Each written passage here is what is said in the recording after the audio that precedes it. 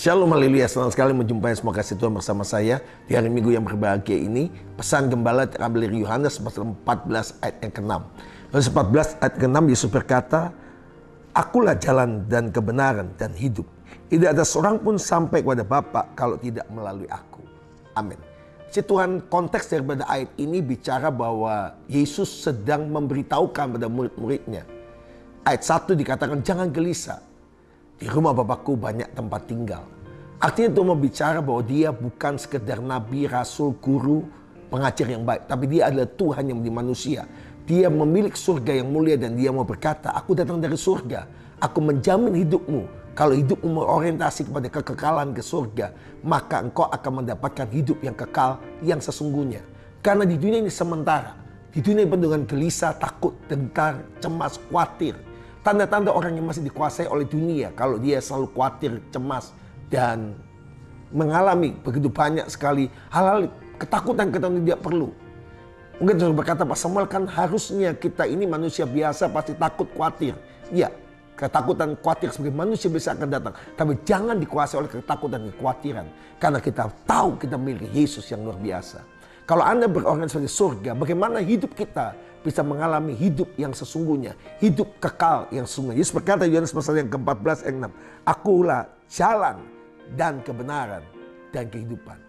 Dia suruh kita kalau kita mengikuti Yesus sungguh-sungguh, perhatikan jalan kita, kehidupan kita, way of life Anda.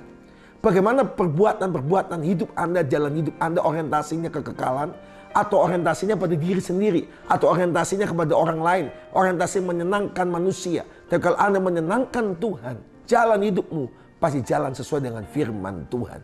Yang kedua, yaitu engkau harus punya kebenaran.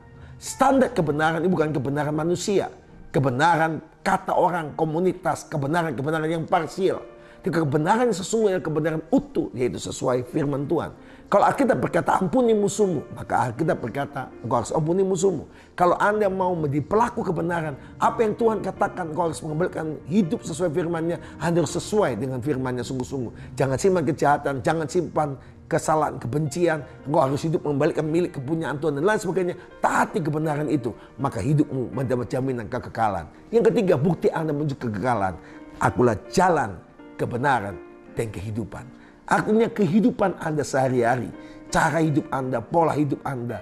Kalau pikiran Anda masih dikuasai dengan dunia oriented, maka hidupmu menjadi seperti dunia.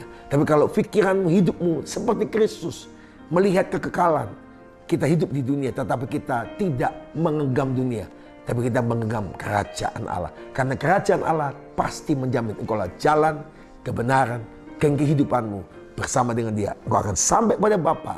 Karena hanya Yesuslah way of life kita, jalan hidup kita, kebenaran kita, dan kehidupan dalam kehidupan kita. Saya percaya di hari Minggu yang ini adalah hari Minggu di mana mujizat percepatan ilahi di bagian Anda dan kekekalan, jalan kebenaran hidup di bagian Anda selama-lamanya. Tuhan memberkati Anda semua. Shalom, haleluya.